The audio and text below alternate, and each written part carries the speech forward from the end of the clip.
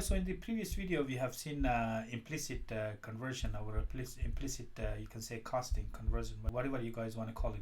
So as we said that the implicit ones, in implicit we widen the conversion, so from byte, which is 8 bits, all the way to double, which is huge.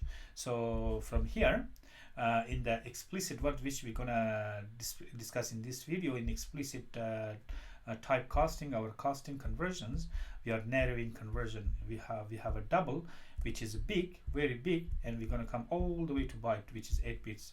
So if you look in here, this explicit one is totally opposite to the implicit. From implicit we go from the small one to the big one, which is the automatic. This is automatic, done by computers, and with the explicit one we're going to come from the big ones all the way to the small ones. So we're gonna narrow the conversion. So we're gonna use the second one, which is the explicit one, if there is a chance of information loss. As we said previously, for instance, you'll experience information loss while converting floating point values to integer values, and then what's the difference between floating and integer is decimal, our fraction section. This is gonna disappear. So explicit casting must be done manually by placing the type in parentheses in front of the value, and I'm going to show you guys shortly.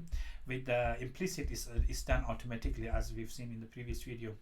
Alright, so now we're gonna put our explicit one. So we're gonna put explicit, and because it's done manually, and we place the parentheses. For example, if you guys have we have a double, and we're gonna look here, we have a huge value here, not double, and say for example we're going to come to int, for example. So we have a double, and we put a double num, for example, so we know that this is double number. We name it double num, and you guys can provide a value, say for example 200.980, for example. So it is a huge number, and we have provided double num. How about now we're going to come to integer, for example int, and we put an int num, and say for example if you're gonna assign this double num to int num, for example, now you have to put a parenthesis, as I put it here in front of the value. Previously we did not put any parentheses here in front of the value, but now we have to put a parenthesis in front of the value. Why we have to put parenthesis? You guys need to specifically say, explicitly say that this is, you guys want int, for example, and here then you guys are gonna put a double num. From the previous video we did not put any parentheses in front of the number. We did not put anything, so we have done we just typed our number, say from this guy here, from the say int all the way to double. We just put a number. We did not put any parentheses because it's done automatically. Now we have to put our parentheses here in front of the number. So we have a double num, which we have assigned a value. You can put a 300.980, whatever you guys, you can put a 10.90, whatever you guys want to put, but make sure you guys put a dot here, so decimal here. So in this case here int, because int doesn't have this small ones, this dot or decimal. So now we are converting double, which is 200.980, into int. We're gonna see if we're gonna lose anything here. So we're gonna put a console dot write line, and we're gonna put a double num. We're gonna check our double num, then we're gonna see int num, and in between we're gonna see then after console dot write line, we're gonna put something, so we can we know it's after. We put a before and after, so we're gonna put a write line, and here we're gonna put it after casting, for example. So we're gonna see here, if you look in here, we have got a very huge number, which is double, and looking here double, and we're gonna go here to, we're gonna cast it to int. So here at the second one, that's into here, we put an int, we name it int num. So here in front of the double num that we're gonna assign this guys here to this one here, this value. So we put an int here. So here we put a console.write double num. We want to see this number first, and then after the casting we want to see this one first. So we're gonna see what changes has occurred here. What happened to this int, to this double num, because now we have assigned it to int. Keep in mind this is assignment operators.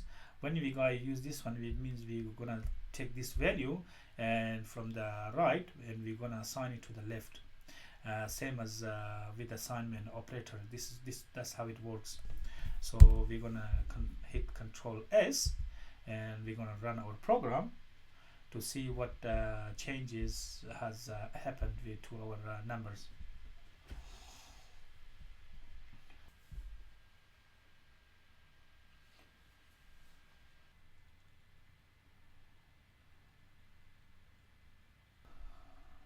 Alright, so as we can see here, our double was 200.980. The first one we have displayed this number, then after casting, and you're looking here, what's the difference between this one after the casting? We lost the fraction here. So now you guys have 200, only 200. You don't have a 200.98. But if you guys doing, say, for example, with calculating something, you guys gonna lose say 98 cents in every transaction. It's going to be huge loss if you guys gonna do this.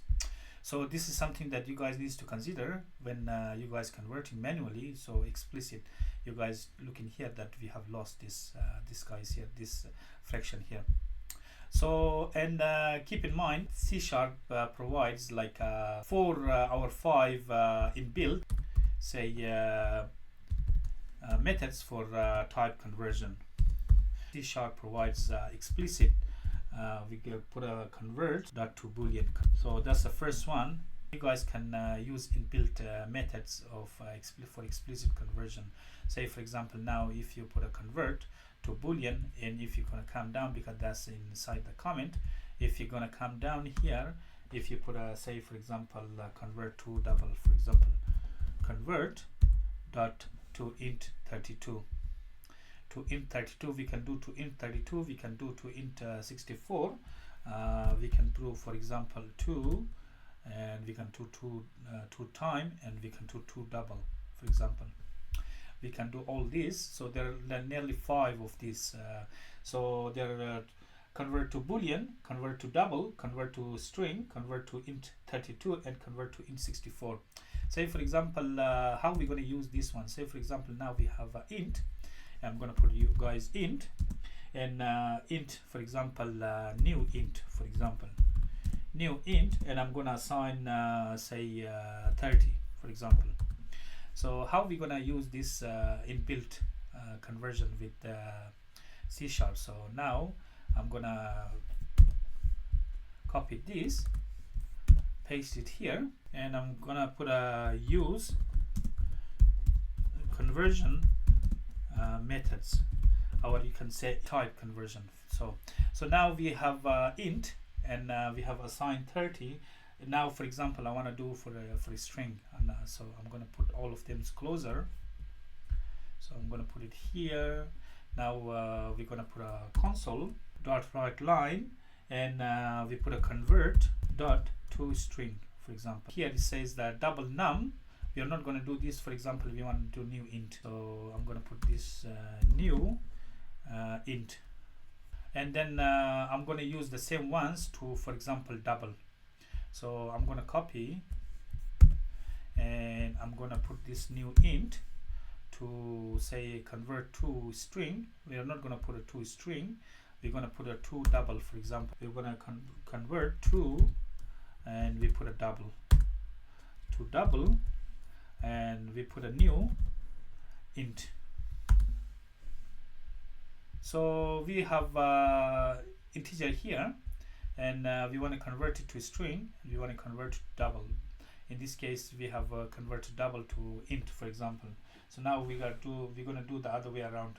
So we're going to see what happens when we use inbuilt methods, type conversion methods. So when we put a convert to string, and we have an integer, and we put a convert to double. we have a new int. We're going to use the same one, which is 30. So we're going to run our program. So you guys look in here that we did not lose any value, so we have put it here. Use conversion methods that in both instances to string and to double, both of them is 30. So you guys looking here, C# provide us with this type conversion. With it has a lot of methods, so we can converting to int to string, and we are converting to double. So just let you know, is this one's convert to string, and this one's going to convert to double. They are very, very useful when we do the explicit type conversion in C#. So that's it about the explicit conversions. So now we understand that the explicit ones are narrowing conversions. It's done manually, and we go from the big value, which is double, or to the small value, which is int, short and byte, while the opposite ones, implicit ones, we go from the small to the big one. We're going to widen the conversion. Well guys, that's it for this video. Thanks for watching, and don't forget to subscribe my channel Croywood. If you guys have any question or comment, leave in comment box. Otherwise, I'll see you guys in the next video, and bye.